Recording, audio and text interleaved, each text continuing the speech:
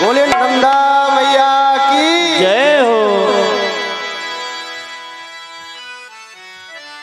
महागभीर निरपुर पाप धूत भूतलम ध्वन समस्त पात कारिदारिता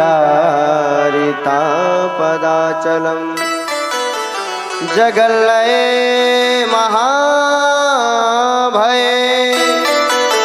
मृकंडो सोनु हर मदे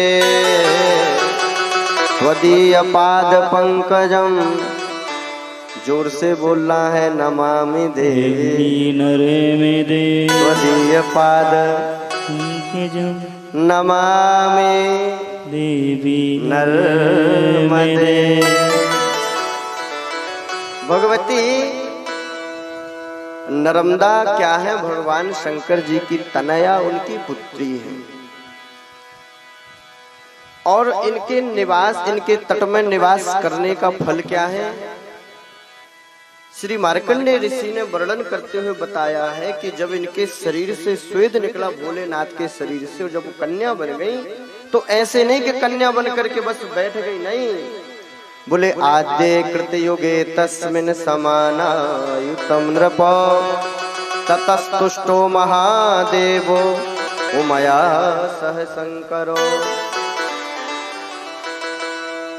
भगवान शंकर के तनय, जो उनके शरीर से निकलने वाली भगवती रेवा, भगवती नर्मदा, उन्होंने देवताओं के वर्ष से 10,000 वर्ष तक तपस्या की, भगवान शंकर जी की आराधना की।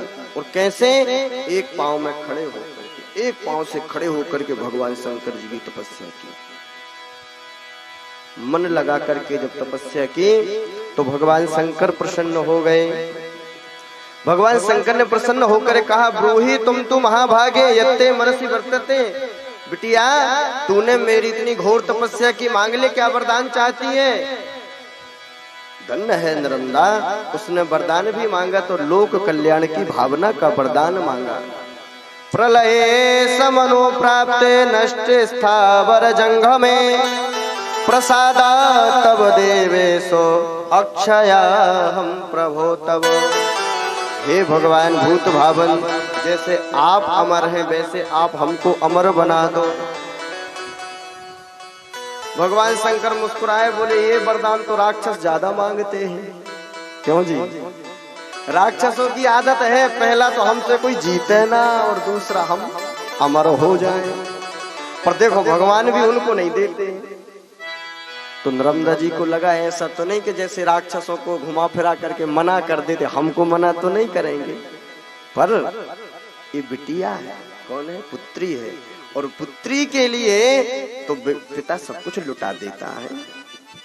और बेटी का स्वभाव भी अच्छा, क्योंकि बेटी ने आगे जो मांगा इसलिए नहीं मांगा कि हम किसी से हारे ना या हम सबको मारे, ऐसा नहीं मांगा। तो बोले बेटी ठीक है, तुम अमर हो जाओगी, तो अमर होकर के करोगी क्या? बोले कि मैं अमर हो करके पापोपपात कैर्युक्ता महापातकिनोपिये मुच्यन्ते सापेभ्यो भक्त स्नात्वा तु शंकरा। मैं अमर होकर के संपूर्ण जीवों का कल्याण करूंगी, और जो पापी, जो पातकी, जो दुराचारी आकर के मुझ में स्नान करेगा, उस सबके पातकों को मैं धो दूंगी। इतनी बड़ी ड्यूटी मांगी भगवान शंकर। जब तो भगवान शंकर प्रसन्न हो गए। अरे बिटिया, यदि तेरी ऐसी इच्छा है तो निश्चित रूप से तेरे लिए मैं ऐसा ही वरदान दूंगा। और ये नहीं केवल दक्षिणे मार्गे अद्य वै देवी तुम सुर पूजिता स्वर्गदागम गंगेति यथा ख्याता चितौ विभौ। उत्तर में जैसे भगवती गंगा की ख्याति है, वैसे तुम्हारी दक्षिण में ख्याति हो जाएगी, और तुम्हारी महिमा गंगा से भी कहीं ज्यादा हो जाएगी। और देवी, एक और मैं तुमसे बात बताऊं क्या? तुमने इतने वरदान मांगे, मैं प्रसन्न होकर के वरदान तो दे ही रहा हूं, साथ साथ में इसको अलग कर दो, इसी में सेटिंग कर दो। बोले नर्मदा मैया की जय। जय हो। त्वदीय पाद पंकजम नमामि देवी नर्मदे, नमामि देवी नर्मदे, नमामि मातु नर्मदे। भाई वही विषय वर्णित करना जो ग्रंथ में लिखा हुआ है, उसी का आनंद है। नहीं तो नर्मदा पुराण और भागवत जी की कथा सुनाए तो। इसलिए जो स्पष्ट शास्त्र में लिखा, उस शास्त्र की बात कही जाती है तो उसमें आनंद आता है। भगवान शंकर ने कहा कि देखो मैं तुम्हें ये वरदान दूंगा और मैं तुम्हें वरदान देता हूं कि जो तुम्हारे जल का आश्रय लेगा अनेक जन्म के पातक नष्ट होंगे। और सबसे बड़ी बात भगवान शंकर ने जो भगवती नर्मदा को प्रदान की है वो बड़ी विचित्र है। क्या बोले? उत्तरे देवी ते कूले बसंती तब ममा गया, दक्षिणे पितृभि सार्धम तथाने सुर सुंदरी। देवी मैं तुम्हें वरदान देता हूँ कि तुम्हारे प्रत्येक कंकड़ में मैं विराजमान रहूंगा। इसलिए कंकड़ कंकड़ में शंकर वास करे सुख देत सदा। भगवती नर्मदा के कंकड़ कंकड़ में, रेवा के कंकड़ कंकड़ में शंकर जी का वास है। तो बोले कि आप बसोगे कहाँ? उत्तर में रहोगे कि दक्षिण में रहोगे? तो बोले मैं दोनों कूलों में रहूंगा, दोनों तटों में रहूंगा। उत्तर में रहूंगा देवताओं के साथ में, दक्षिण में रहूंगा मैं पितरों के साथ में। दक्षिण में मैं विराजमान होऊंगा किनके साथ में? दक्षिणे पितृ भी सार्धव, पितृ देवताओं के। इसलिए जब पितरों से संबंधित कोई काम होता है, कभी भी कोई काम हो, तो वो दक्षिण तट में ही करना चाहिए। जैसे बहुत से लोग खारी इत्यादि विसर्जन करते हैं ना, अभी तक तो मान लो, वैसे तो हम जानते हैं कि जितना हमें नहीं उतना आपको ज्यादा ज्ञान है इस विषय में। भाई नर्मदा तट के निवासी हो तो सब जानते हो।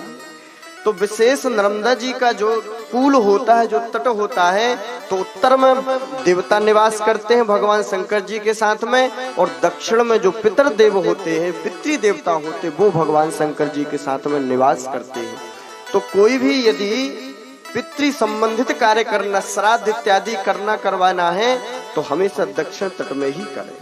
और देवताओं से जितने संबंधित कार्य होते हैं वो उत्तर तट में ही करें, क्योंकि उत्तर तट में देवताओं से संबंधित कार्य करने से लाभ प्राप्त होता है। ऐसे भगवान शंकर ने कहा कि मैं तुम्हारे तट में निवास करूंगा और तुम्हारे तट में रह करके सभी कामनाओं को पूर्ण करूंगा। बोले नर्मदा मैया की जय। इस प्रकार से भगवती नर्मदा के लिए भगवान शंकर ने अनेक प्रकार के वरदान दिए। कहा कि देखो देवी, तुम्हारे जो चरणों का आश्रय लेगा, तुम्हारे जो जल को पी लेगा, वो कभी नरक में नहीं जाएगा। और तो और मैं तुम्हें वरदान देता हूँ कि गंगा भी जब अपवित्र हो जाएगी, गंगा को भी जब लगेगा कि मैं पाप से युक्त हो गई हूँ, तो उसे पाप धोना होगा, तो वो भी तुम्हारे जल में स्नान करके अपने पापों को धोया करेगी। ऐसी अद्भुत महिमा है नर्मदा जी की।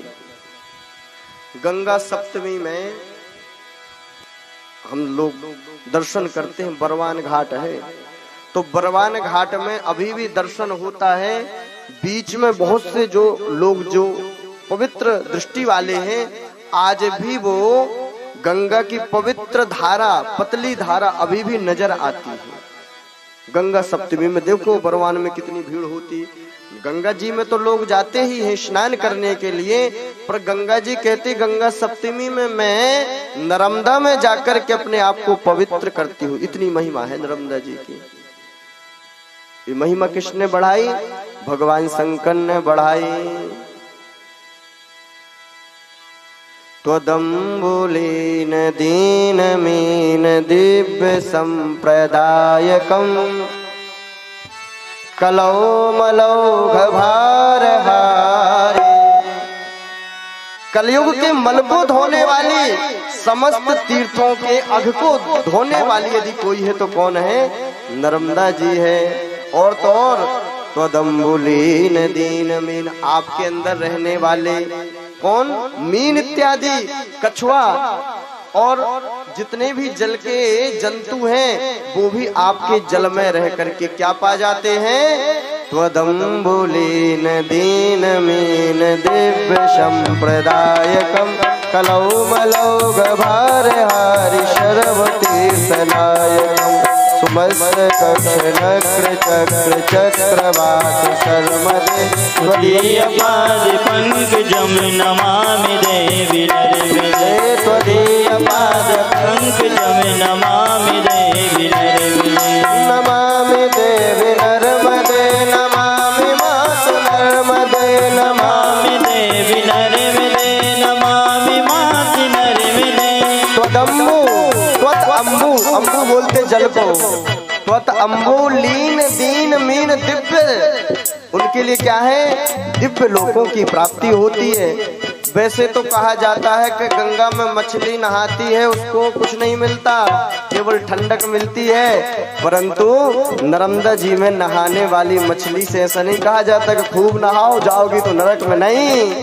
त्वदम्बुलीन दीन मीन दिव्य संप्रदायकम कलौमलौघ भारहारि सर्वतीर्थनायकम सुमस्त कक्ष नक्र चक्र चक्रवात शर्मदे त्वदीय पाद पंकजम नमामि देवी नर्मदे, त्वदीय पाद पंकजम नमामि देवी नर्मदे।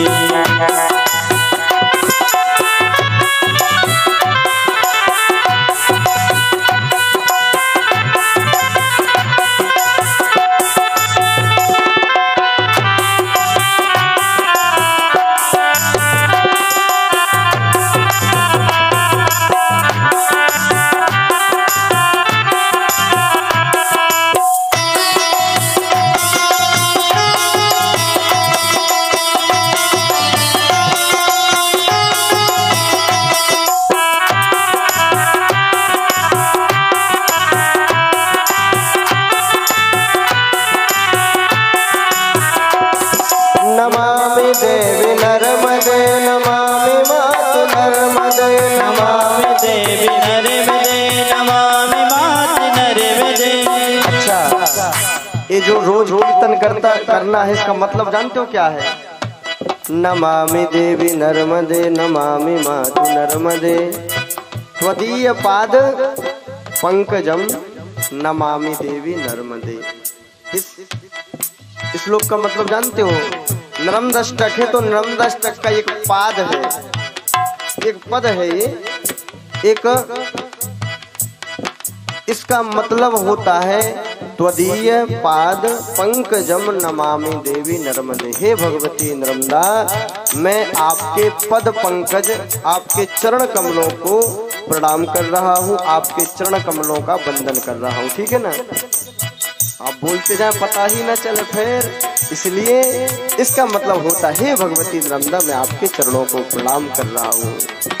त्वदीय पाद पंकजम नमामि देवी नर्मदे नमामि देवी नर्मदे, नमामि मातु नर्मदे, नमामि देवी नर्मदे नमामि मातु नर्मदे।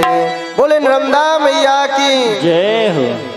आगे मार्कंडेय जी कहते हैं कि देखो भैया युधिष्ठिर, मैंने अनेक अनेक कल्पों का दर्शन किया है, अनेक कल्प जिसमें भगवान अनेक अवतार लेकर के आते हैं। कभी मयूर कल्प होता है जब भगवान मयूर बनकर के सृष्टि की संरचना करते हैं, कभी कच्छप कल्प होता है जब भगवान कछुआ बनकर के इस कल्प की संरचना करते हैं, और वर्तमान का जो कल्प चल रहा है इस कल्प का नाम क्या है, क्यों जी? अच्छा कौन सा? 12 कल्प। किसने कहा है? 12 कल्प चल रहा। क्यों? क्योंकि भगवान ने इस बार सृष्टि को, इस पृथ्वी को जो उबारा है, वराह भगवान बनकर के उबारा है। रोज तो पूजा करवाते हो, जब पूजा करवाते हो तो रजिस्ट्री होती है क्या? 12 कल्पे श्री श्वेत 12 कल्पे। बोलते कि नहीं बोलते? इतना तो याद हो। मतलब हम जिस कल्प में जी रहे हैं, जिस कल्प में रह रहे हैं, वो कौन सा है? 12 कल्प है। तो इस 12 कल्प में भगवान नारायण ने वराह बन करके इस पृथ्वी का उद्धार किया था। तो ज्यादा कल्पों की यदि कथा हम कहेंगे महाराज युधिष्ठिर तो समय हो जाएगा, इसलिए हम 12 कल्प की कथा कहते हैं। मैं अनुभव करता हूँ, मैं देखता हूँ कि प्रत्येक कल्प में भगवती नर्मदा मुझे कैसे बचाती है। जब मैं जड़वत हो गया इस भयानक जल प्रणव में, इस भयानक जल अर्णव में जब मैं तैरने लगा भयभीत होकर के मैं मृत अवस्था में हो गया, तो मैंने देखा कि एक गौ रूप धारणी दिव्य शक्ति ने आकर के मुझे सातना बधाते हुए कहा कि माँ भैष्ट माँ भेसिर वत्स वत्सेति मृत्युस्तव न विद्यते महादेव प्रसादेनो ना मृत्युस्ते ममापि च। मैं चिल्ला रहा था, मार्कंडेय जी कह रहे मैं चिल्ला रहा था, घबरा रहा था कि बचा लो बचा लो बचा लो, मैं मर जाऊंगा।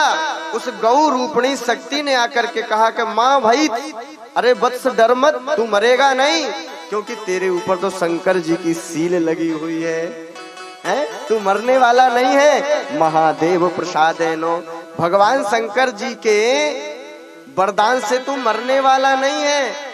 उसने कहा कि मैया मर जाना ठीक है, क्यों, हर आदमी तो जिंदा रहना चाहता। तो बोले हमको इतनी ज्यादा भूख लगी है, हम सोच रहे कि क्यों अमर हो गए, भूख में तो प्राण जा नहीं रहे हैं और जीवित रह नहीं पा रहे हैं, बड़ी दुविधा हो गई हमारी। तो तब उस भगवती ने कहा कि भगवान शंकर जी के कहने पर मैं आई हूँ। ममा श्रेष्ठ लांगूलम त्वाम तरम अस्महम और घोरा दस्माद भयाद विप्रो यावत संप्लवते जगत। बिल्कुल चिंता मत करो, प्रसन्न हो जाओ। और पयो मृत आश्रयम दिव्यम तत्पीत्वा निवृतो भयम। आप ऐसा करो, मेरा दुग्ध पान कर लो, मेरे दुग्ध पान करने से तुम्हें अमृतत्व प्रदान हो जाएगा, तुम्हारी भूख चली जाएगी, तुम्हारा कष्ट चला जाएगा, दुखों की निवृत्ति हो जाएगी, क्योंकि मैं भगवान शंकर जी द्वारा पहुंचाई गई दिव्य नर्मदा हूँ। ऐसा जब भगवान भगवती नर्मदा ने कहा, प्रसन्न होकर के महाराज मार्कंडेय जी ने उस गाय के दूध का पान किया। और वो गाय कोई दूसरी नहीं, भगवती नर्मदा ही वो गाय थी जो अमृतत्व प्रदान कर रही थी। किनको? मार्कंडेय जी को। तो मार्कंडेय जी को फिर से आश्चर्य हुआ, बोले देवी सब मर जाते हैं, सब बूढ़े हो जाते हैं, मगर तुमको जब देखते हैं तुम तो उसी रूप में रहती हो। क्यों? क्योंकि तुम भगवान शंकर की तनया हो, जो काल को भी मारने का सामर्थ्य रखता है, मृत्यु को भी परास्त करने का जो सामर्थ्य रखता है, ऐसे भगवान शंकर की तुम कौन हो? तनया हो कर चरण कृतंबा। आप ऐसे भूत भावन भोलेनाथ की कन्या हो जिन भगवान की कोई महिमा नहीं कह सकता है। असित गिरि समम स्यात् कज्जलम सिंधु पात्रे सुर तरुवर शाखा लेखने पत्र मुर्वी के लिखत यदि गृहीत्वा शारदा सर्वकालम तदपि तव गुणा नमीश पारम नयाति।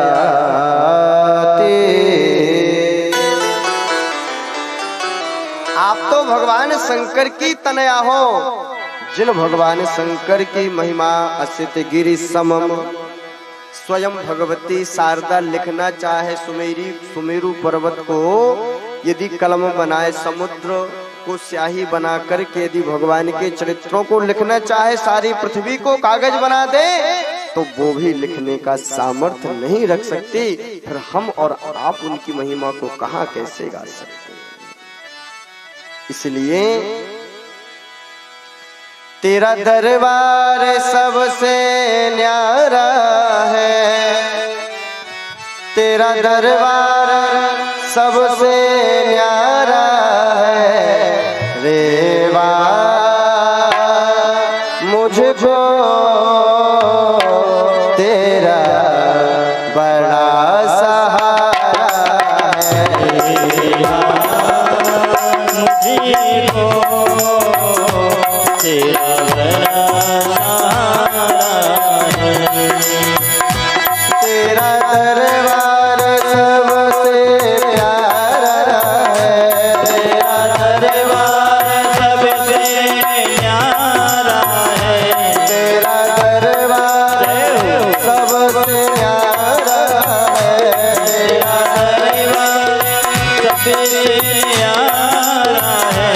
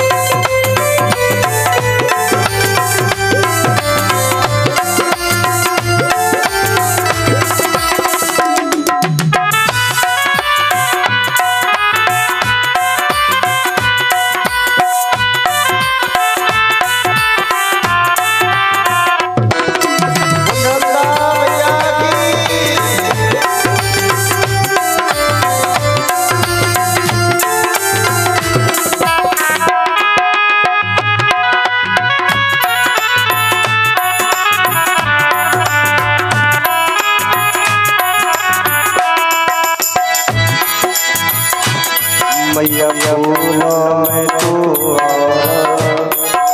कलियों में तू मैया फूलों में तू मैया कलियों में तू। यदि तट में निवास करने वाले या तट में रहने वाले वृक्ष इत्यादि उनसे जल की हीनता हो जाए, जल यदि खत्म हो जाए तो बताओ सब जल से जीवन चलता है। भैया सोनपुर में जो हरियाली दिखती है वो की कृपा से दिखती है। सोनपुर में जो हरियाली दिख रही है उन्हीं की कृपा है कि नहीं है। इसलिए मैया फूलों में तू कलियों में तू मैया फूलों में तू मैया कलियों में तू। मैया फूलों में तू कलियों में तू मैया फूलों में तू मैया कलियों में तू। सारी बगिया तेरा नजारा है। मेरा नजारा है। सारी बगिया सारी बगिया में मेरा नजारा है। सारी बगिया मेरा नजारा है।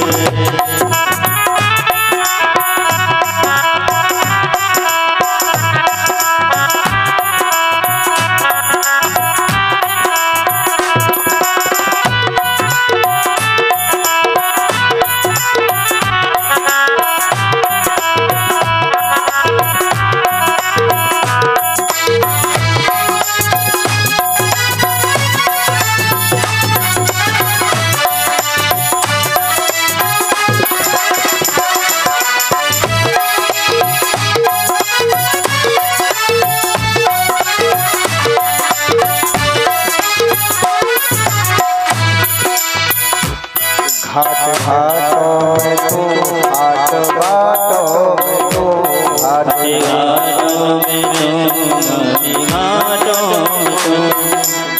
घाटों में तू हाट बाटों में तू घाट घाटों में तो सब जानते हैं। और बाजारों की भी जो सुंदरता है इस जीवन के बाजार की या फिर संसार के जो बाजार की सुंदरता है मैया तेरी ही कृपा से। इसलिए घाटे घाटों में घाटों घाटों में मेरे जीवन में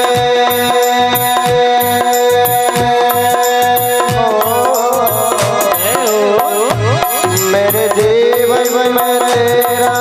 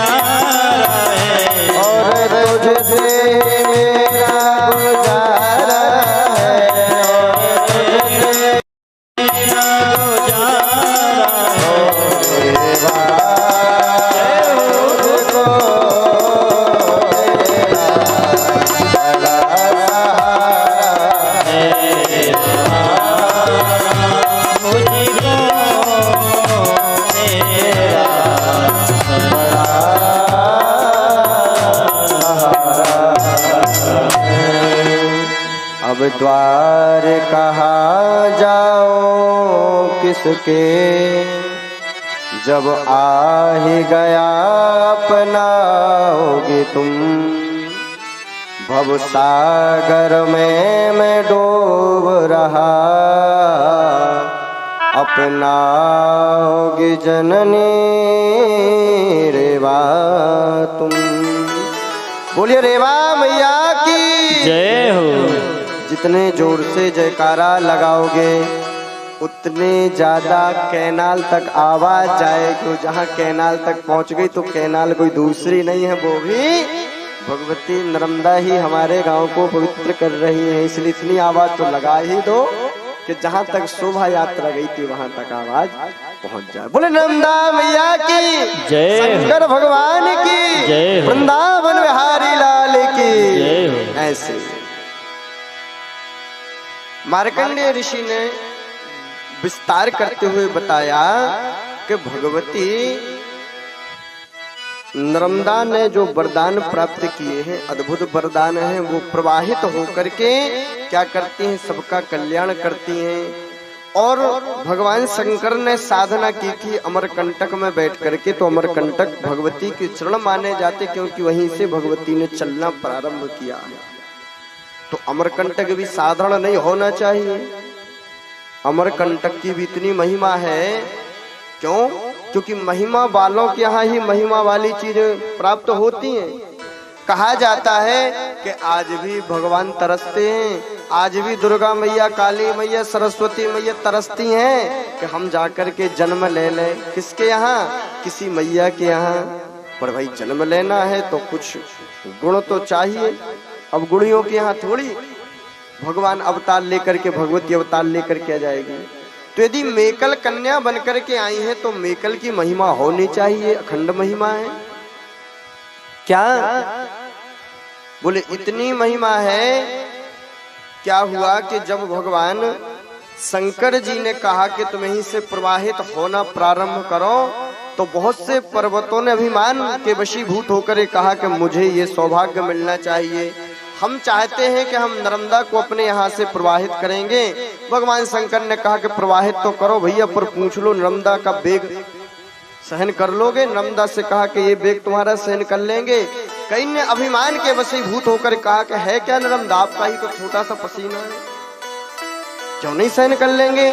पर जब भगवती अपने वेग से आती कि सारे पर्वतों को चकनाचूर कर देती थी, केवल मेकल ने हाथ जोड़ करके कहा कि मुझ में इतना सामर्थ्य नहीं है, मैं तुम्हारे लिए कभी भी ये कह करके अपने ऊपर स्थापित नहीं करूंगा कि मैं अभिमानी हूं, तुम्हारे बल को संभाल सकूं। मैं तो तुम्हें अपनी बिटिया बना करके, अपनी लाडली बना करके, अपनी कुमारी बना करके, अपनी कन्या बना करके तुम्हें गोद में खिलाना चाहता हूं। और भगवान को भी भक्त गोद में खिला लेता है, बताओ।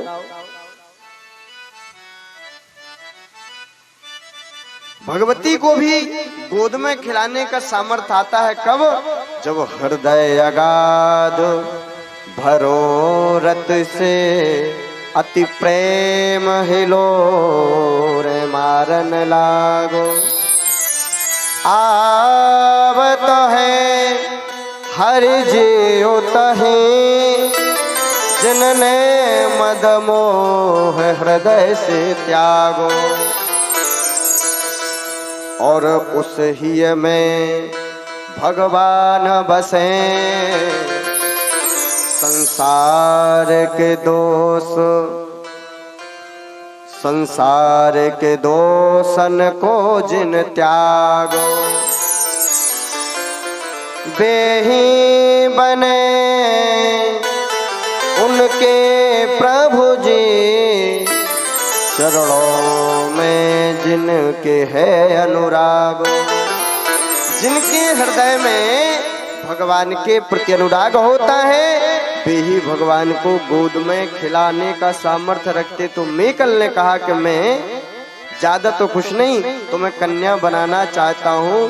भगवती के नेत्रों में आंसू आ गए, बोले मैं भी ऐसे ही पिता के यहाँ पर रहना चाहती हूँ। मेकल के लिए अपने पिता कहने का सौभाग्य भगवती नर्मदा ने प्रदान किया। गंगा कनखले पुण्या कुरुक्षेत्रे सरस्वती ग्रामे वा यदि वारण्ये पुण्या सर्वत्र नर्मदा। ऐसे भगवती ने मेकल के लिए सौभाग्य देकर के कई नगरों को पवित्र करते हुए रेवा संगम में जाकर के श्री समुद्र से मिली। अच्छा, तो बोले कि भैया इनकी महिमा क्या है? बोले महिमा कहाँ तक बता, महिमा ही तो सुना रहा है, अभी तक तो कुछ कहा ही नहीं। बोले चलो और सुन लो क्या। त्रिभि सारस्वतम तोयम सप्ताहे न तो यामुनम सद्या पुनाति गांगेयम दर्शना देव नारमुदम। कोई 3 दिन तक सरस्वती के निवास में तट करता है तो पवित्र हो जाता है। बड़ी भैया महिमा है सरस्वती की, बताओ 3 दिन में ही पवित्र कर देती है। 3 दिन निवास कर लोगे, कुरुक्षेत्र चले जाओ, 3 दिन निवास करने से पवित्र हो जाओगे। तो भैया सरस्वती की तो बहुत महिमा है। बोले नहीं,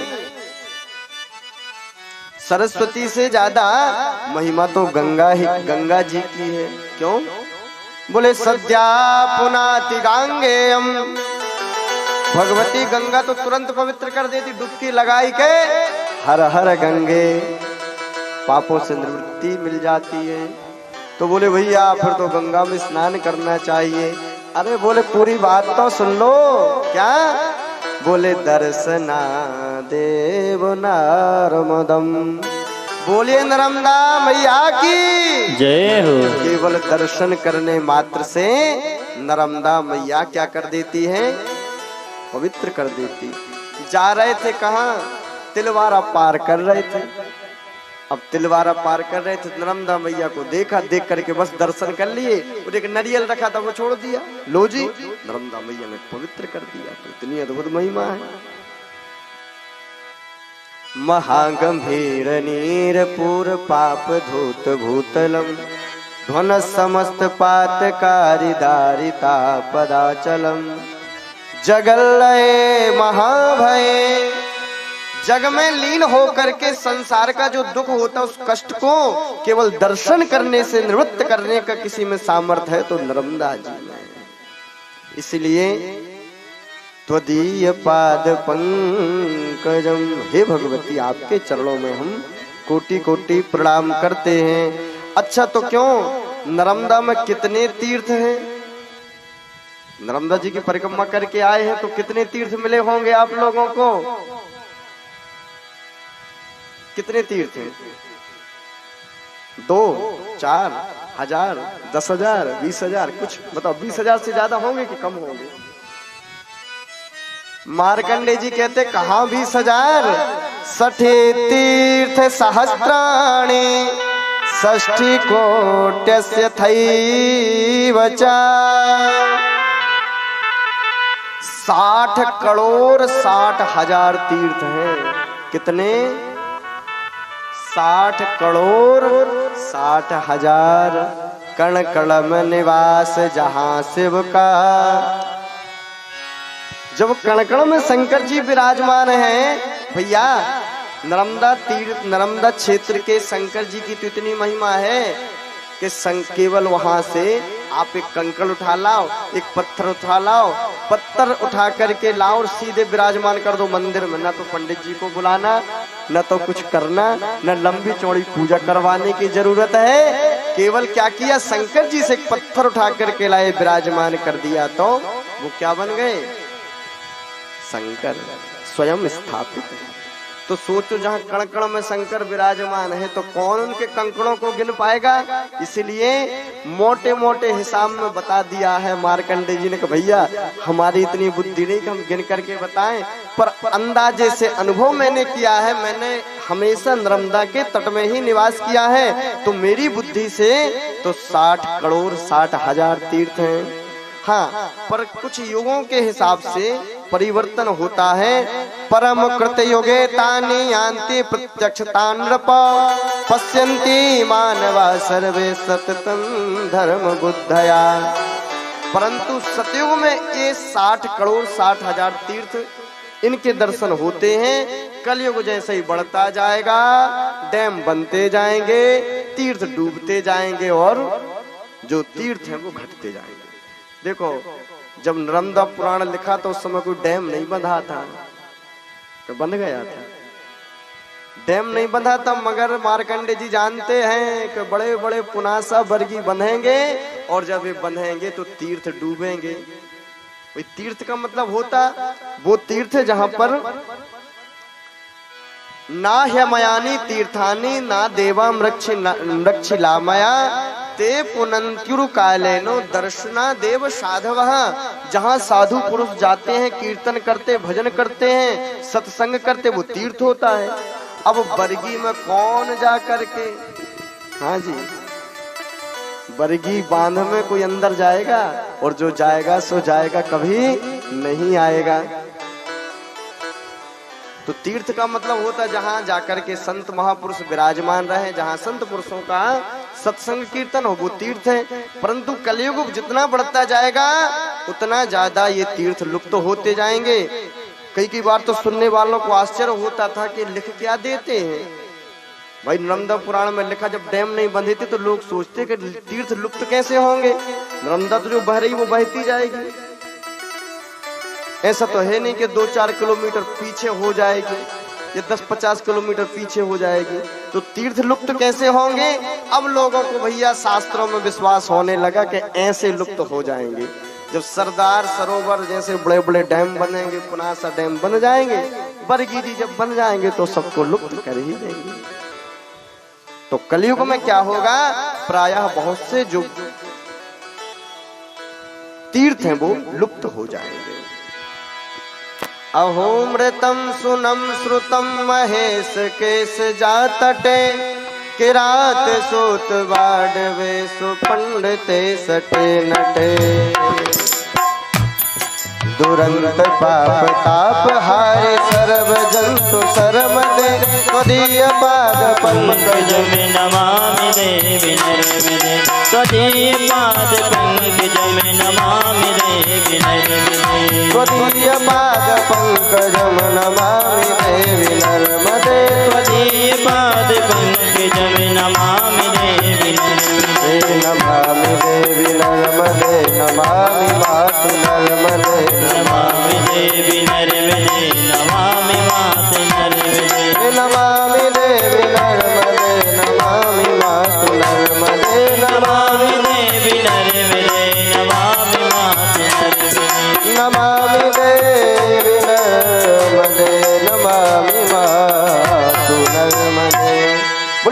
शंकर भगवान की जय हो। तो अमरकंटक, जहां पर भगवती अमरकंटक से निकल करके सभी जीवों का कल्याण कर रही हैं, ऐसा पवित्र अमरकंटक स्थान है। उस अमरकंटक की महिमा का वर्णन करते हुए मार्कंडेय जी ने बताया है, पृथिव्याम ह्या समुद्रायाम तादृशो नैव जायते यादृशोऽयं नरश्रेष्ठो पर्वतो अमरकंटकः।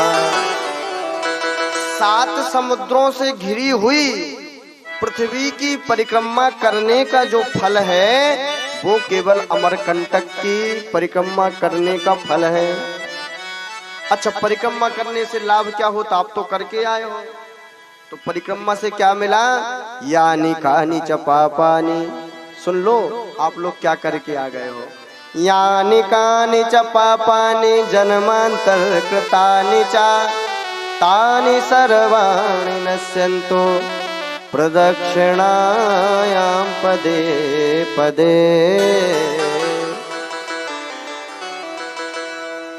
कई जन्म जन्मांतर के जो पाप हैं, उन पापों के परिणाम से जो दुख क्लेश प्राप्त होता है और हमेशा मन जो विक्षिप्त बना रहता है, मन में जो कलुषता भरती है, मन में जो कई प्रकार के विकार प्राप्त होते पापों के परिणाम से ही होते हैं।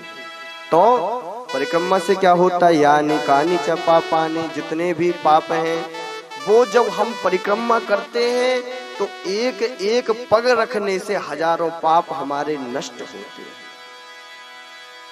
एक एक पग बढ़ाने से, एक पग रखने से हजारों पापों का नाश होता है। जन्मांतर कृतानि च, केवल इस जन्म के नहीं, अनेक अनेक जन्मों में जो हमने पाप किए उन पापों का क्या होता है? क्षय होता है। तो भगवती की कृपा से तो हम न जाने कितने पग रख करके आ गए। बोले नर्मदा मैया की जय। इसलिए हम सभी नगर निवासियों से कह रहे हैं, देखो परिक्रमा वासियों से नहीं, परिक्रमा वासियों के लिए तो मौज है,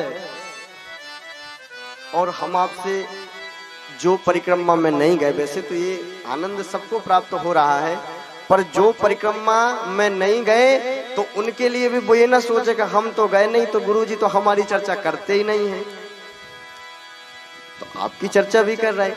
ये यदि परिक्रमा वासी है तो हम लोग तट निवासी हैं। क्या है हम? अच्छा, तट निवासी सुनकर के ज्यादा प्रसन्न मत होना, क्योंकि तट निवासी कहकर के हम बहुत बड़ी जिम्मेदारी आपको दे रहे हैं। तट निवासियों का काम क्या होता है? परिक्रमा वासी भगवान का भजन करते हैं, और तट निवासियों को परिक्रमा करने वालों की सेवा करनी पड़ती है। और यदि सेवा नहीं की तो इसलिए ध्यान दे लो, जिनकी बहुएं गई थी सो सासू माँ ध्यान दो, जिनकी सासें गई थी सो बहुओं को हमने दे दिया है काय का? तट निवासी बनने का सौभाग्य। और सबके लिए बालक हैं, बेटे हैं, घर में अन्य सदस्य हैं, वो ये माने कि हम सब तट निवासी हैं।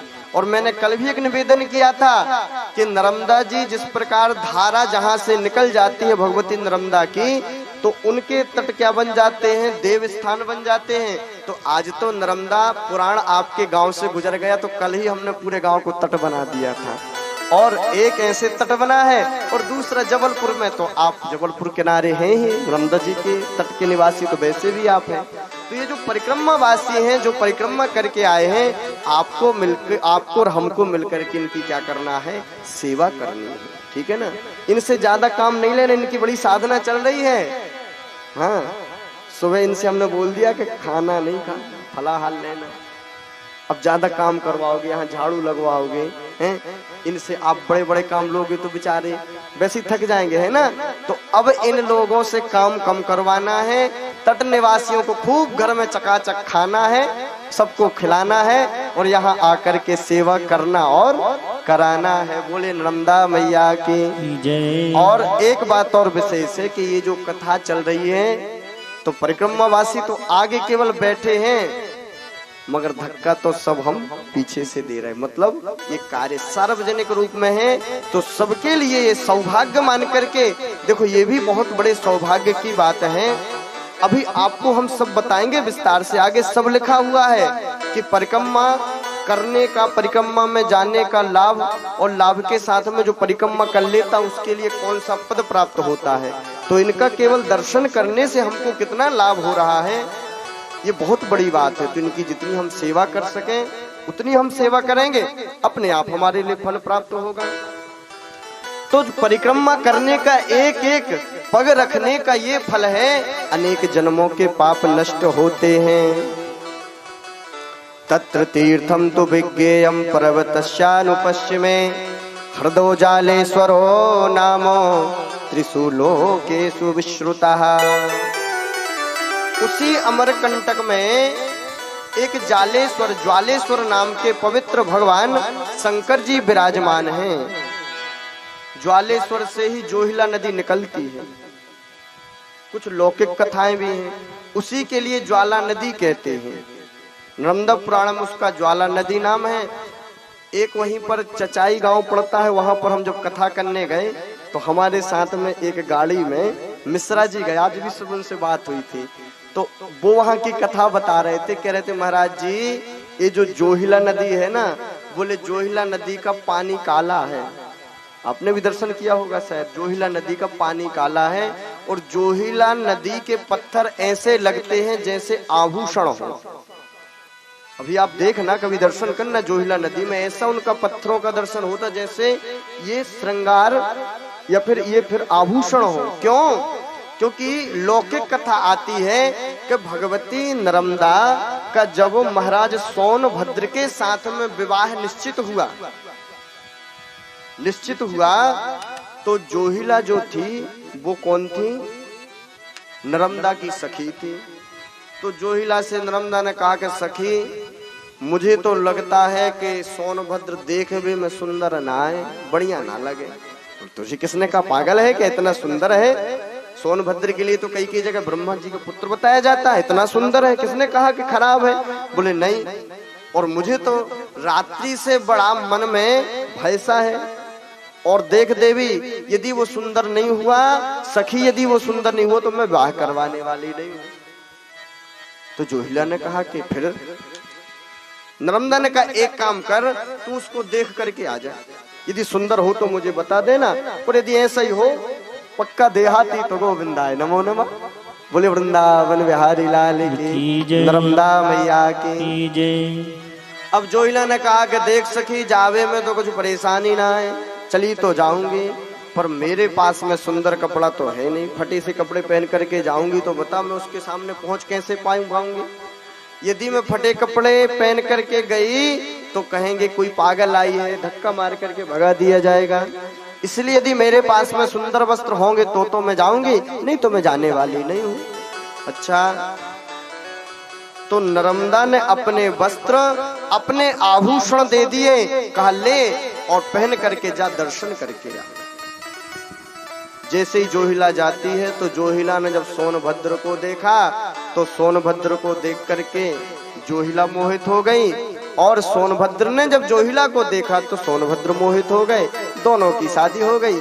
यहाँ नर्मदा मैया इंतजार ही करती रही, फिर वहीं से उल्टी धार से लौट आई। ऐसी सब कथा जानते। जब उल्टी धार से दुखी होकर के लौटी तो फिर दोबारा सोनभद्र से मिलने के लिए नहीं गई। अभी भी जब दर्शन करने जाते हैं तो इस तरफ सोनभद्र हैं और पश्चिम वाहिनी बन करके भगवती रेवा प्रवाहित हो रही है। तो रेवा ने, नर्मदा ने कहा कि सखी तूने ठीक नहीं किया, तेरा तन काला है, तेरा मन भी काला है। तो आज भी जोहिला का जल काला है, और वो बता रहे थे कि यदि जोहिला में कोई स्नान कर ले, जोहिला में कोई स्नान कर ले तो का है, इसलिए उसमें कोई स्नान नहीं करता। वो स्नान कब करते हैं? जब सोनभद्र से मिलन हो जाता है, फिर उसका दोष नष्ट हो जाता है। काला पानी अभी भी है। और जो ज्वालेश्वर भगवान शंकर विराजमान है, इनकी कथा नर्मदा पुराण में वर्णित है। इनकी कथा नर्मदा पुराण में आई है। कैसा हृदय है वो? हृदो जालेश्वरो नाम त्रिशूलोकेषु विश्रुतः। ये जो हृदय है, इस हृदय को भगवान शंकर जी ने प्रकट किया था। ज्वालेश्वर भगवान स्वयं वहां पर विराजमान है। ये कौन ज्वालेश्वर है? ये भगवान शिव जी बाणासुर से पूजित है। कथा आती है भगवान शंकर ने त्रिपुरों का विनाश किया था। भगवान शंकर जी का एक नाम त्रिपुरारी है। तो त्रिपुरारी का मतलब क्या होता है? त्रिपुर मतलब तीन पुर, तीन गांव, और अरि मतलब शत्रु होता है। तो तीन पुरों का जो विनाश करने वाले हैं भगवान शिव शंकर, भूत भावन भोलेनाथ, त्रिशूलधारी भगवान शंकर ही त्रिपुरारी हैं। उन्होंने तीन पुरों का विनाश किया था, इसलिए उनका नाम पड़ा था त्रिपुरारी। कर्पूर गौरम करुणावतारम संसार सारम भुजगेन्द्रहारम। कर्पूरे गौरम करुणावतारम संसारे सारम भुजगेन्द्रहारम। कर्पूरे गौरम करुणावतारम संसारे सारम भुजगेन्द्रहारम।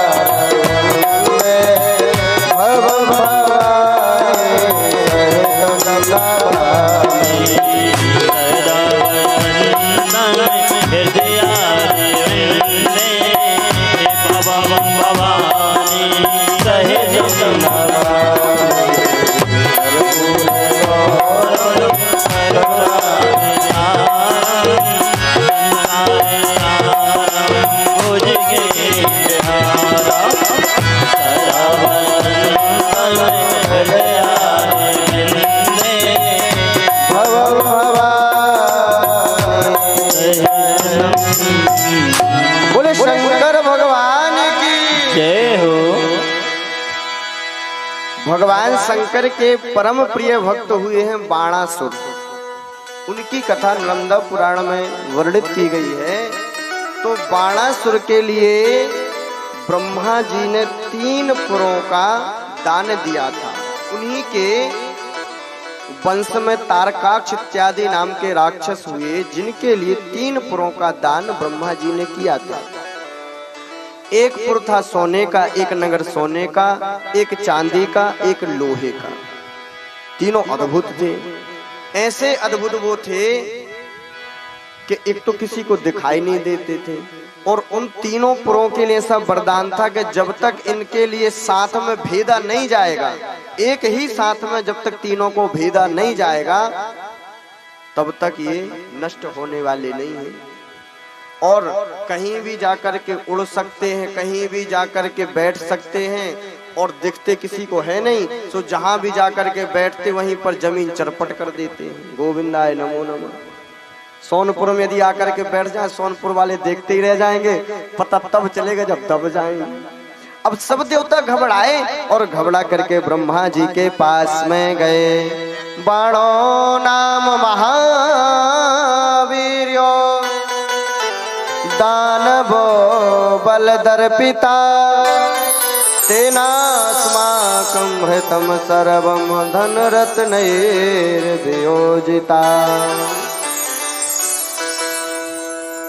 देवताओं ने जाकर के ब्रह्मा जी से कहा कि ब्रह्मा जी, आपकी सृष्टि का बड़ा अतिक्रमण हो रहा है, आपने संसार का विस्तार किया है और आपके ही बनाए हुए संसार में कुछ लोग दुखी हैं, कुछ लोग सुखी हैं। अरे आपने ऐसा वरदान क्यों दे दिया जिस वरदान का कोई प्रतिकार नहीं है, जिस वरदान का कोई उपाय नहीं है। महाराज आप कोई उपाय बताओ, करुणा करके हमें इस भयानक भय से बचाओ। ब्रह्मा जी ने हाथ जोड़ लिए, बोले समस्या तो हमने पैदा कर दी, परंतु समस्या का निवारण हमारे पास में नहीं है। समस्या हम ही ने खड़ी की है, पर इस समस्या का हल हम नहीं कर सकते। क्यों? बोले मुक्त्वा तु शंकरम देवम नामया न च विष्णुना। और तुम सोचोगे विष्णु के पास, तो विष्णु जी के पास भी ये सामर्थ्य नहीं है कि समस्या का समाधान कर दें। ये समस्या का समाधान तो केवल भगवान शंकर ही कर सकते हैं। आखिर ऐसा क्यों?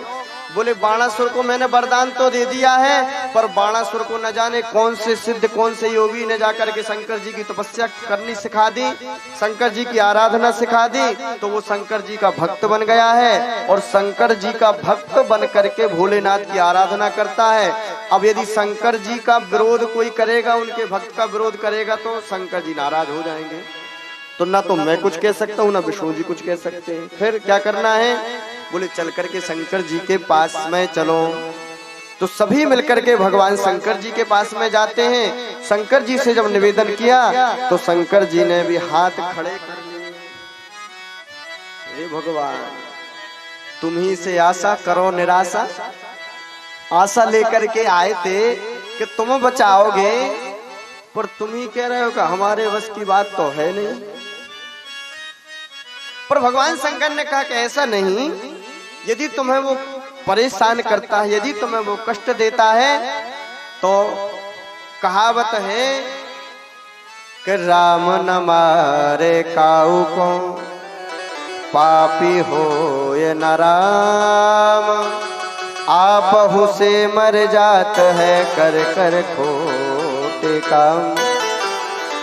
भगवान किसी को मारते नहीं, भगवान किसी को दंडित नहीं करते हैं। व्यक्ति खुद ही पाप करके, खुद ही गलत काम करके अपने ही पापों को इतना बढ़ा लेता है कि पाप ही उसको खा जाते हैं। यदि वो पाप कर रहा है, निश्चित रूप से उसके लिए उसका फल, उसका परिणाम मिलेगा। निश्चिंत हो जाओ। मैं देखता हूँ, मैं अनुभव कर रहा हूँ कि साधना तो कर रहा है, ये मेरा पूजन तो कर रहा है, पर मेरा पूजन करने के साथ में लोगों का विरोध करता है और लोगों को कष्ट पहुंचाता है। ऐसी पूजा कभी सफल नहीं होती। ध्यान रखना इस बात का। हम भगवान की खूब पूजा करें, खूब भगवान को जल चढ़ाएं, और घर में माता जी पिताजी बैठे एक गिलास पानी के लिए तरस रहे कि एक गिलास पानी मिल जाए, हमको नहीं चाहिए, आप लोग पीजिए। हमने एक गिलास पानी कहा तो सोचने लगे गुरुजी तो नहीं मांग रहे इशारा करके। नहीं, बड़े सारे कई बार ऐसे हो जाते हैं। एक पंडित जी कहीं पर भोजन करने के लिए गए, अब देखा कि मैया बड़े प्रेम से भोजन करवाए रही है, सब तो खिलाए दियो परंतु पापड़ ना खिलाए। पापड़ रखा, अब पंडित जी सोचने लगे कहें कैसे पापड़ दे दो। अभी मान लो हमने मांग लिया, क्यों जी, आप लोग मान लो हमें प्रसाद के लिए निमंत्रण करें, हम पहुंच जाएं और कुछ चीज रह गई, अब हम ही तो कहेंगे नहीं कि माता जी भाई हो सकता है कि आप वो चीज नहीं खिलाना चाहते हैं, अब हमें तो कहेंगे नहीं कि वो पापड़ और दे दो। ये तो आपकी समझदारी है, भोजन करवाते हुए ध्यान रखना। अब हम मान लो पापड़ मांगे तो गड़बड़ी है कि नहीं। अब पंडित जी ने विचार किया कि पापड़ मांगे तो मांगे कैसे, घुमा फिरा के मांगना चाहिए। फिर मैया आज तो गजब है गयो, तेरे घर में आए रहे हो, रास्ते में भारी सांप मिलो। पंडित जी कितना बड़ा? अरे क्या बताऊं, बहुत बड़ा। इतना? अरे नहीं मैया इतना कहाँ, उसको तो हम बता ही नहीं सकते। वैसे मैंने नापा तो नहीं था, पर मेरे अंदाज से यहाँ से लेकर के जहाँ पापड़ रखे हैं, पूंछ यहाँ और मुंह वहाँ। कहाँ? बोले उसका जो मुंह रहा होगा बिल्कुल पापड़ के ऊपर मुंह रहा होगा। समझ गई मैया का महाराज सांप आप तो मिलो ना है, नजर तो तुम्हारी और कहीं है। इशारे में बहुत कुछ कह दिया जाता है, ऐसे ही समझ रहे। ये देखो ये बहुत अच्छी बात है।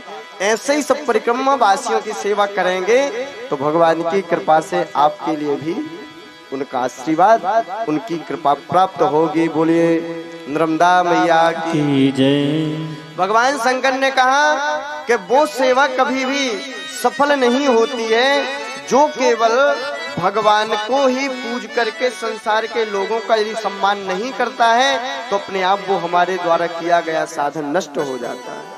भगवान कहते कि बताओ तुम अपने हुए भगवान की पूजा कर रहे पर हमारे बनाए भगवान की पूजा भी तो कर लो। भगवान के बनाए हुए भगवान कौन है? ईश्वर अंश जीव अविनाशी, ईश्वर अंश जीव अविनाशी, ओ ईश्वर अंश जीव अविनाशी,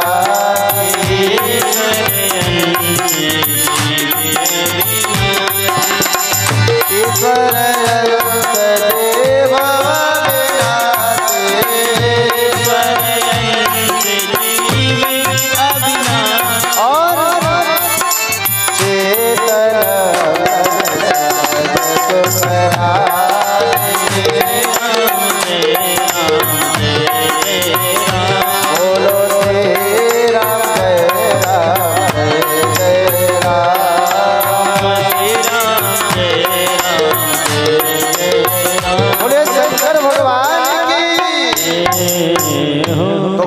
शंकर कब प्रसन्न होते हैं? जब हम उनकी सेवा के साथ में सबकी सेवा प्रारंभ कर दें। बोले नर्मदा मैया की जय।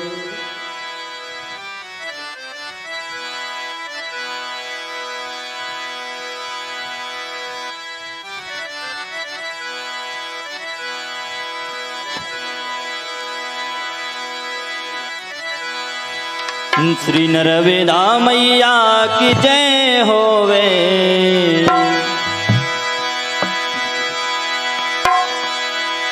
श्री नर्मदा मैया की जय हो।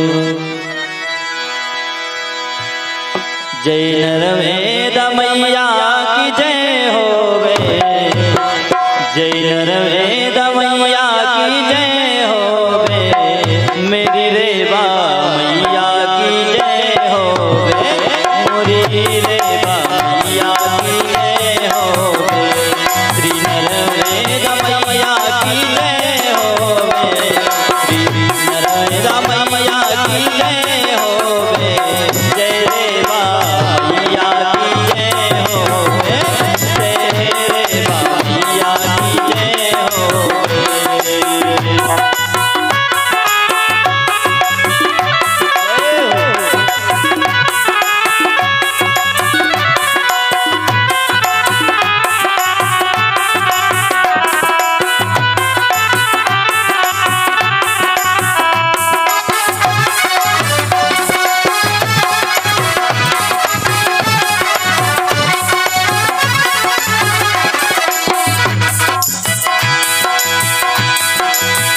अमरकंटक से चली माँ भवानी।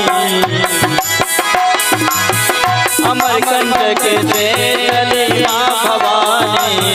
बन के पावन कंचन पानी। बन के पावन कंचन पानी। बन के पावन कंचन पानी। नैया पारे लगैया की जय होवे। नैया पारे लगैया की जय होवे। मोरे रेवा मैया की जय होवे। जय रेवा मैया की जय होवे।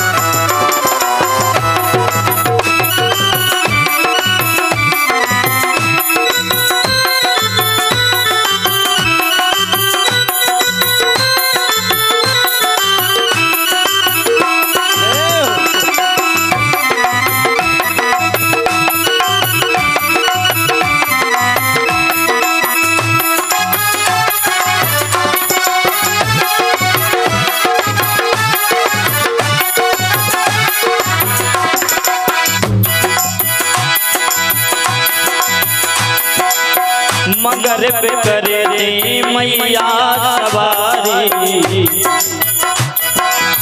मगर पे करती मैया सवारी, जपती तुमको ये दुनिया सारी, भजती तुमको दुनिया सारी। मगर पे करती मैया सवारी, भजती तुमको ये दुनिया सारी, भजती तुमको दुनिया सारी। सबकी लाजें बचैया की जय हो, सबकी बिगड़ी बनैया की जय हो, जय रे मैया की जय हो, जय रे मैया की जय हो।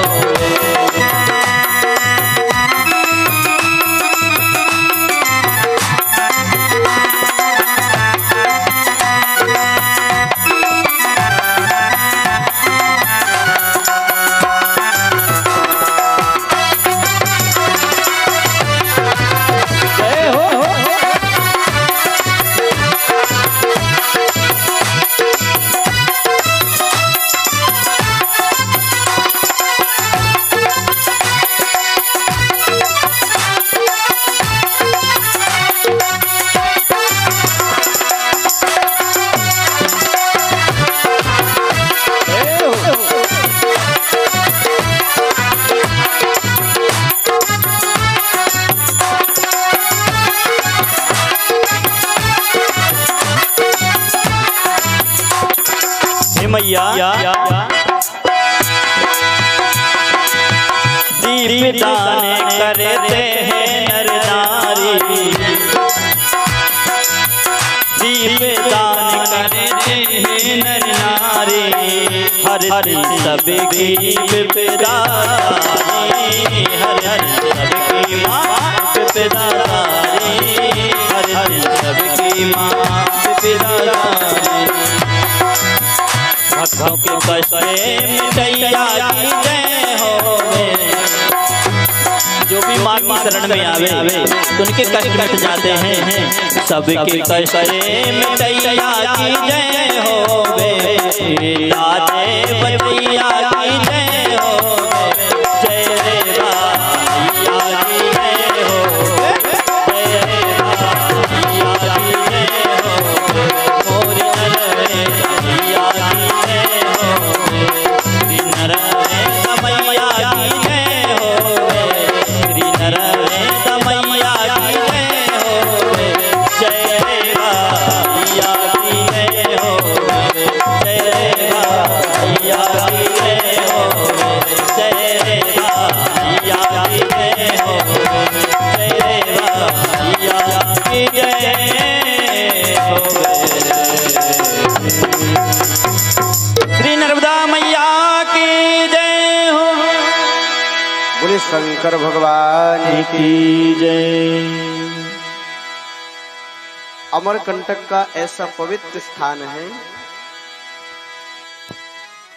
जिसकी परिक्रमा कर लेने मात्र से, दर्शन कर लेने मात्र से, निवास यदि वहां करने का सौभाग्य मिल जाए तो अपने आप वहां निवास करने से कई प्रकार के जो पाप होते वो नष्ट हो जाते हैं।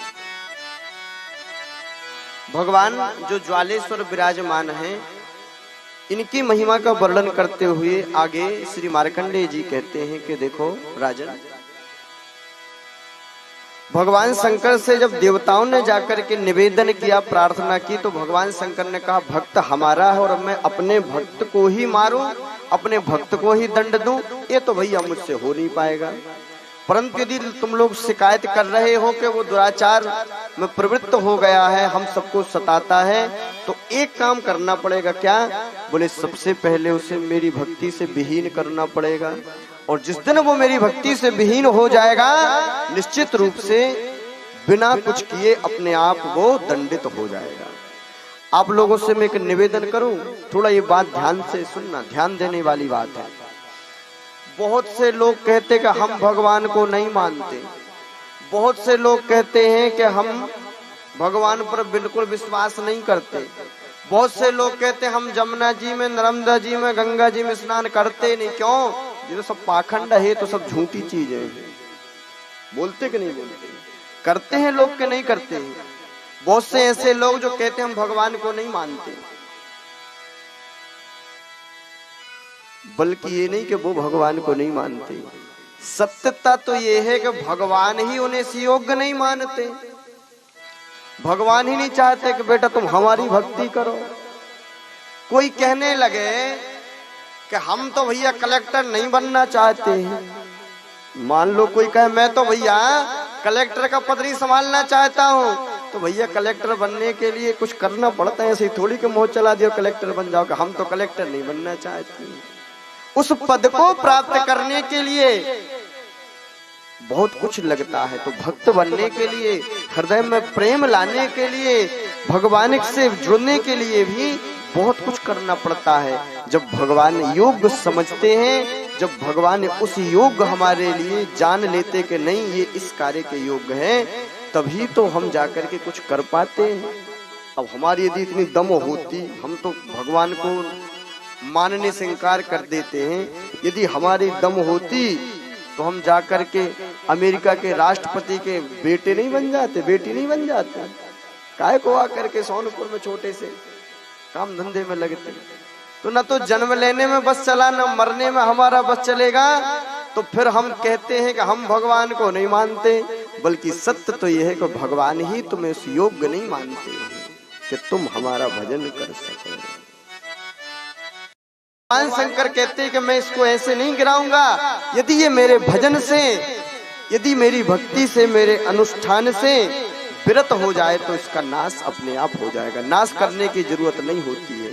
जो विरत होता है, धर्म का जो परित्याग कर देता है, उसे नष्ट नहीं करना पड़ता है, अपने आप उसकी बुद्धि नष्ट होकर के वो स्वयं में नष्ट हो जाता है। बोले नर्मदा मैया की।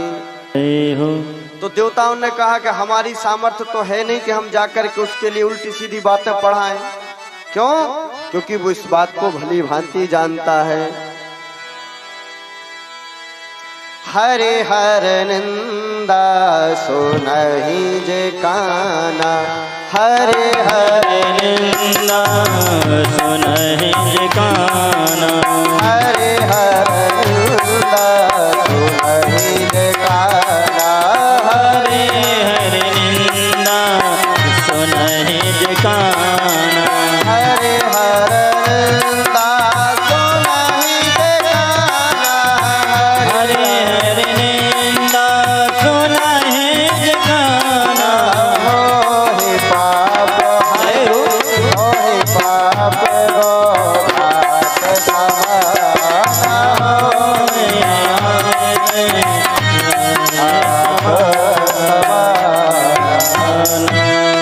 बाणासुर जानता है कि हरि और हर भगवान शंकर की निंदा सुनने से गौ हत्या का पाप लगता है। यदि हम जाकर के तुम्हारी बुराई बताना शुरू कर देंगे तो हम तो बिना पिटाई खाए आने वाले नहीं हैं। सो हम तो पढ़ते हैं पाओ, हम तो उसके यहाँ जाने वाले हैं ही नहीं, जाएंगे ही नहीं। तो भगवान शंकर ने कहा कि यदि तुम जाओगे नहीं तो काम बनेगा नहीं। देवताओं ने कहा महाराज हमारे बस की बात नहीं है। तो शंकर जी ने विचार किया कि एक ही ऐसे महापुरुष हैं जो वहां तक जा सकते हैं। कौन कौन? अंदाज लगाओ कौन ऐसे हैं जिनके लिए सभी जगह खुले दरवाजे हैं। देवताओं के यहाँ जाए सो भैया चरण धुबने, राक्षसों के यहाँ जाए सो चरण धुबने, मनुष्यों के पास आ जाए सो चरण धुबने। बताओ ऐसे कौन है? नारदो देव दर्शन।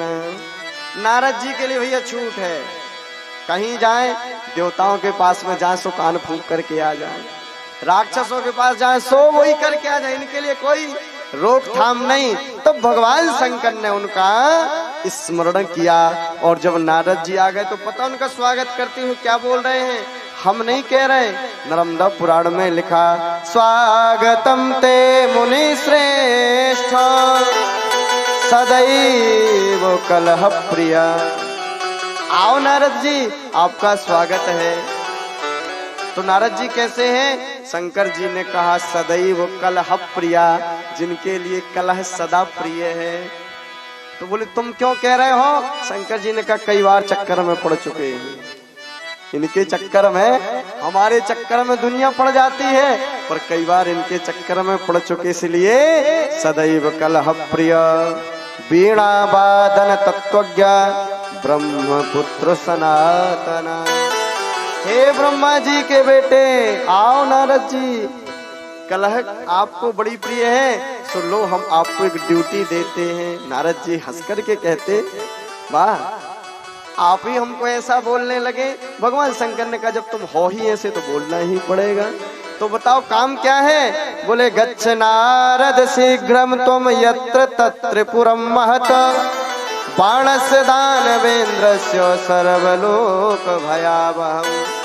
नारद जी जाओ और जाकर के बाणासुर ने सारे लोगों को भयभीत कर रखा है, उसके लिए जाकर के मेरे धर्म से विरत कर दो।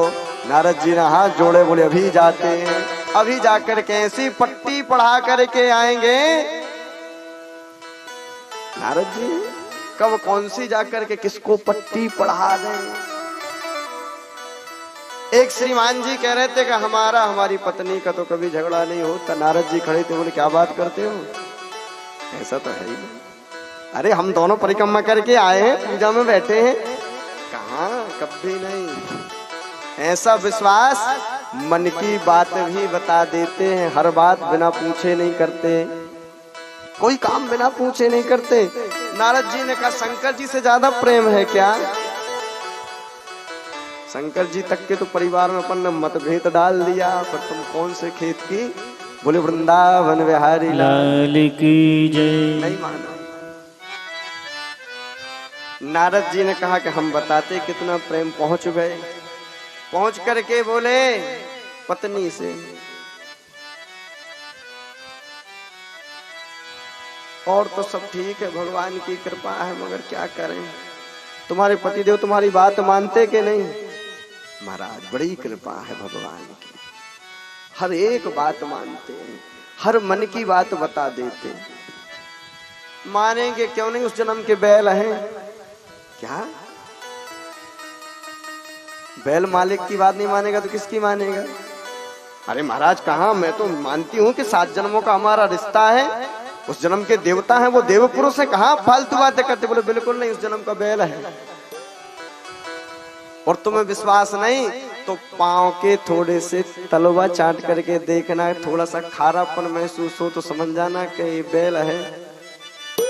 अब यहाँ जाकर के नारद जी पत्नी से बोले, पति से बोले, क्यों जी कैसा चल रहा कारोबार। महाराज सब आनंद ही आनंद, कोई दिक्कत नहीं, कृपा है आपका आशीर्वाद, क्यों ना हो ऐसी आपको सुलक्षणा पत्नी मिली। महाराज सब संतों का आशीर्वाद है, हर बात बिल्कुल मानती है, ऐसी आज्ञा मानती है, जो कह देता हूं सो मानती। नारद जी ने माने क्यों ना, उस जन्म की कौन है, नहीं नहीं बैल तो पति है, उस जन्म की कहना नहीं चाहिए मंच पे से, भौं भौं करती है जो। बोले वृंदावन बिहारी लाल की जय। महाराज कैसी बात करते हो आप, ऐसा दुखी करने वाला आपने हमारे साथ संभाषण किया। वो तो मैं देवी मानता हूँ उसको। अरे महाराज मैं 1 जन्म की नहीं 7 जन्म की गारंटी ले रहा हूँ, देवी रही होगी। तुम गौर करना, कभी नींद खुले देखना, कई बार तुम्हारे वो तलवों को चाटती है, जैसे कि बोले वृंदावन बिहारी लाल की। फंसा दिया जंजाल हाल बेहाल बना कर डाला है, जंजाल बना दिया बेहाल कर दिया, उल्टी पट्टी पढ़ा दी। रात्रि में तो आज श्रीमान भी जगते रहे, श्रीमती भी जगती रही, और वही किया जो नारद जी ने कहा था। दोनों का झगड़ा चालू। नारद जी आए, बोले हमने कहा था। तो नारद जी ये कथाएं कहने का भाव ऐसा नहीं, किसी का उपहास नहीं, ये तो हास और प्रसन्नता की विषय है, क्योंकि भगवान का जो मन है वे ही नारद हैं। सभी जगह नारद जी कलह नहीं करते हैं, जो कलही हैं, जिनके लिए केवल संसार में जिनका मन लगा उनके यहाँ कलह पैदा करते हैं, और जिनका भगवान में मन लगा है उनके लिए भगवान की प्राप्ति कराते। नारदो देव दर्शन। नारद जी पहुंच गए और नारद जी पहुंच करके बाणासुर के यहाँ जैसे ही जाते बाणासुर ने बड़ा स्वागत सत्कार किया। बाणासुर ने कहा कि महाराज आपकी कृपा से सब प्रकार की संपन्नता है, आपके दर्शन करके मुझे बड़ा आनंद अनुभव हो रहा है। आप किनके कहने पर आए हैं? साधु साधु महाभाव धनवोर वंश विवर्धना पुण्य स्त्री भुवने श्लाघो यस्वा मुक्त्वा धनुपुंगवा। महाराज आपसे मिलकर के बड़ी प्रसन्नता हुई और महाराज मैं आपसे मिलकर के तो प्रसन्न हूं ही, पर मेरा मन है कि इस बार आपकी धर्मपत्नी का दर्शन हो जाए तो बहुत अच्छी बात है, क्योंकि जानते ये तो पक्का चेला है, ये तो हमारी बातों में आने वाला है नहीं। पर माताएं कई बार आ जाती हैं बातों में,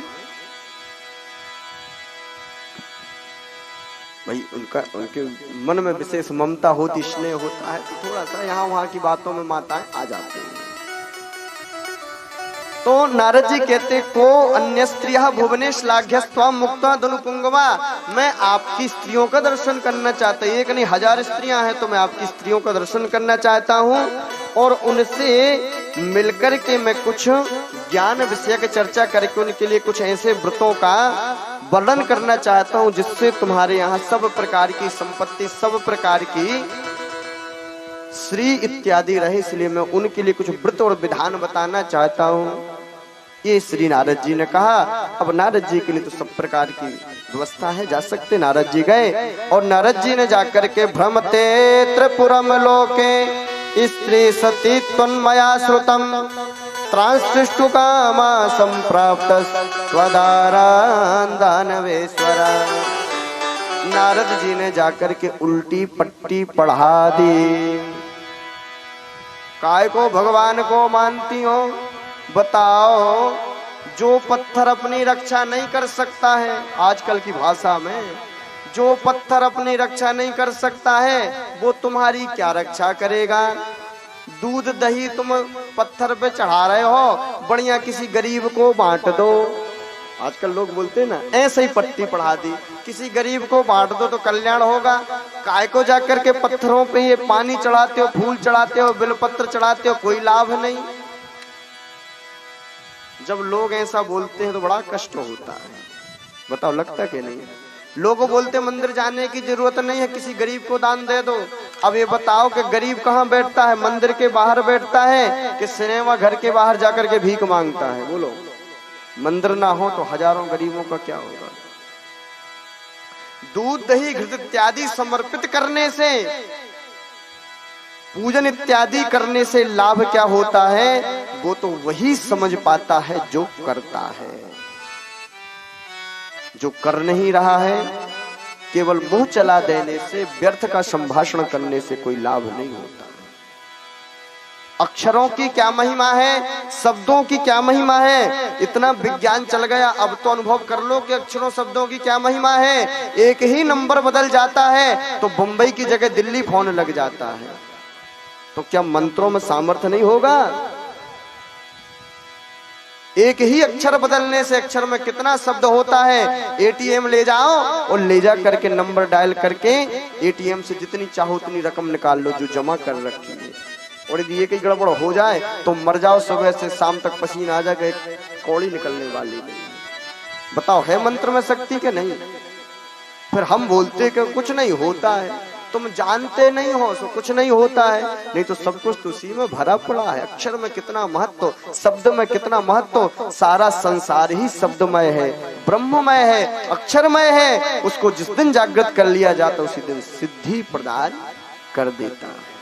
इस प्रकार की जब बातें बताई तो सबकी बुद्धि भ्रमित हो गई, और जब भ्रमित हुई, पूजन पाठ जब बंद हुआ तो पूजन पाठ के बंद हो जाने से धीरे धीरे उस त्रिपुर में जो 3 पुरों में जो शक्ति विद्यमान थी वो धीरे धीरे उसका नाश होने लगा।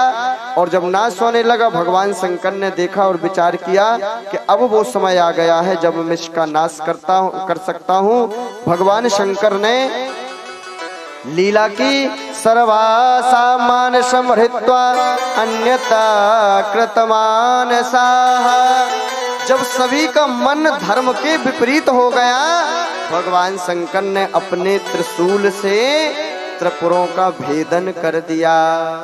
और जैसे ही त्रिपुरों का भेदन किया कि तीनों पुर सोने का, चांदी का और लोहे का पुर जलने लगा, आग लग गई, भयानक आग लगी। और भयानक आग में वो तीनों पुर जलने लगे।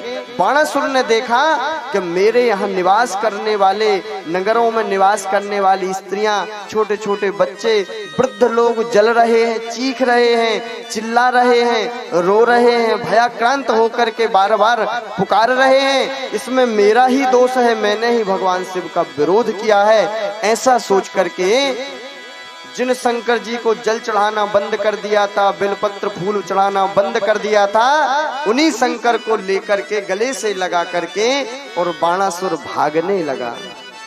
क्या सोचता है कि जल जाऊं मगर ये जलेंगे नहीं, मर जाऊं मगर ये मरेंगे नहीं। ये संकल्प कर लिया कि मैं जल जाऊं पर मेरे नाथ, मेरे प्रभु ना जले, मैं मर जाऊं पर मेरे भगवान की क्षति ना हो।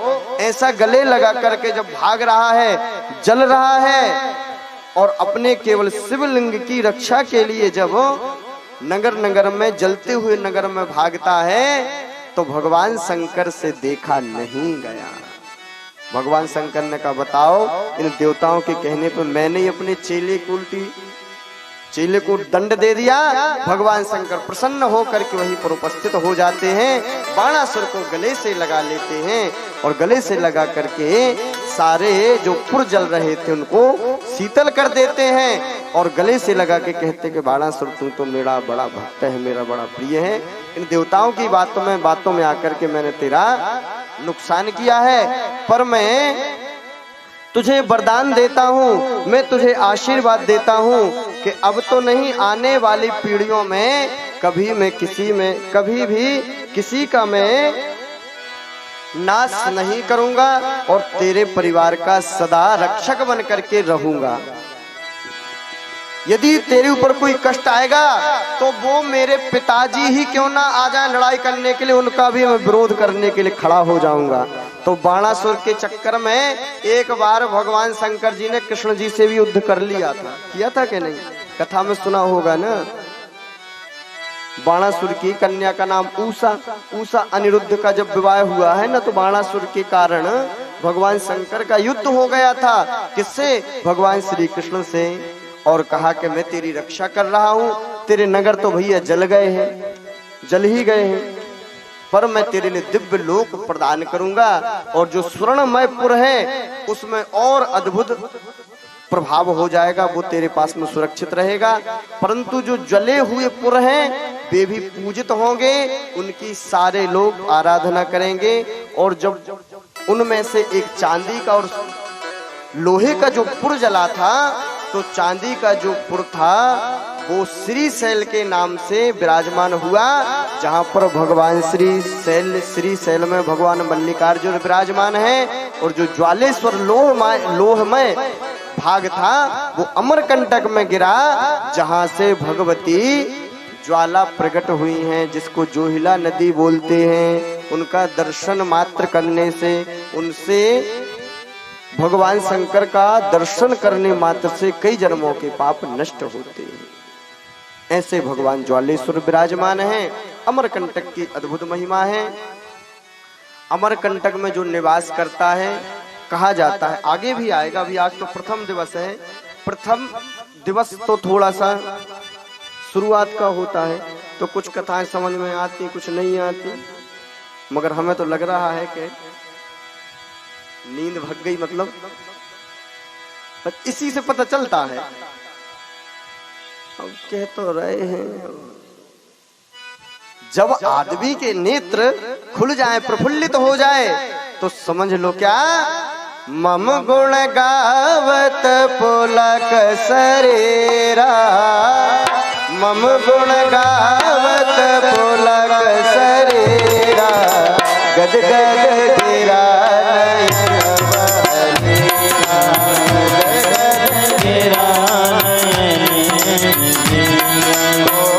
पुलक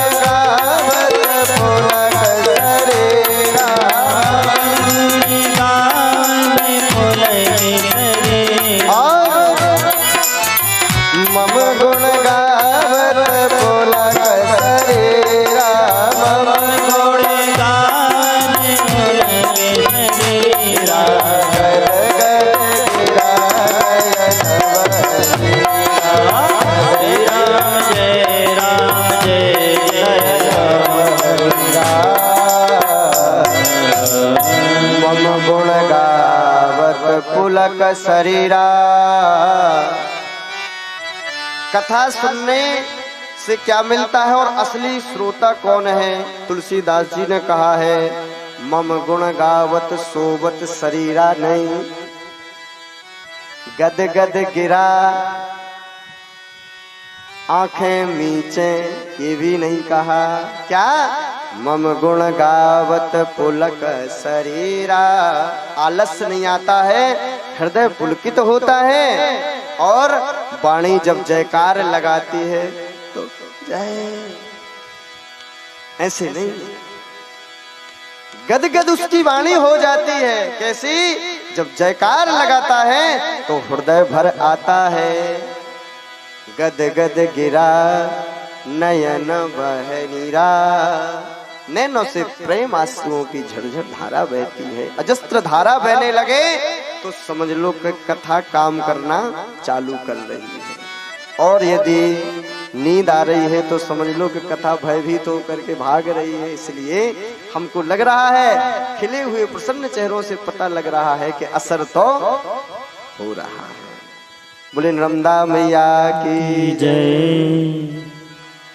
भगवान शंकर कहते हैं कि पुत्र पौत्र प्रपुत्र बांधव सह भारया, अद्य प्रवती बच्चो तुम बध्या सर्व शत्रु। आज मैं तुम्हें वचन देता हूँ, तुम्हारे पुत्रों को, पुत्रों के पुत्रों को, उनके भी पुत्रों को जितने होंगे सब मेरे द्वारा अबद्ध हो जाएंगे। मैं उनको मारूंगा नहीं, देवता नहीं कोई आकर के कहे पर मैं तुमको मारूंगा नहीं। जितने भी होंगे सब मेरे भक्त ही होंगे। आगे चल करके श्री मार्कंडेय जी कहते हैं कि उनके जो दो भाग हुए थे, उन त्रिपुरों में से जो दो भाग हुए थे, एकम तु पतितम तत्र श्रीशैले खंड मुत्तमम, श्रीशैल बने जहां पर भगवान मल्लिकार्जुन है। द्वितीयम पतितम राजत छैले या अमरकंटकः, दूसरा जो भाग था भगवान शंकर जी ज्वालेश्वर नाम से विद्यमान हुए, जो कि अमरकंठ में विराजमान है। बोले शंकर भगवान की जय। अच्छा लाभ क्या है? बोले तस् पर्वत राजस्य या करो ते प्रदक्षिणम्, प्रदक्षिणो कृता तेनो पृथ्वीनात्र संशया। सारी पृथ्वी में जितने भी तीर्थ हैं, उन तीर्थों की परिक्रमा करने का फल केवल अमरकंटक का, अमरकंटक की परिक्रमा करने से उसका फल मिल जाता। बोले सारी पृथ्वी में जितने तीर्थ हैं उनकी परिक्रमा करने की आवश्यकता नहीं है, केवल अमरकंटक की जिसने परिक्रमा कर ली उसे सारी पृथ्वी में स्थित तीर्थों का लाभ मिल जाता है। जो परिक्रमा करके आए वो तो बड़े जोर जोर से ताली बजा रहे, मगर जो नहीं करके आए डर रहे कि हमने तो की नहीं है। तो तुम्हें भी हम बता रहे हैं क्या लाभ है। ना ह्यमयानि तीर्थानि ना देवा मृक्षिला मया, ते पुनन्त्युरुकालेनो दर्शना देव साधवा। आप तो जानते हो गणेश जी ने क्या किया था, पता है ना?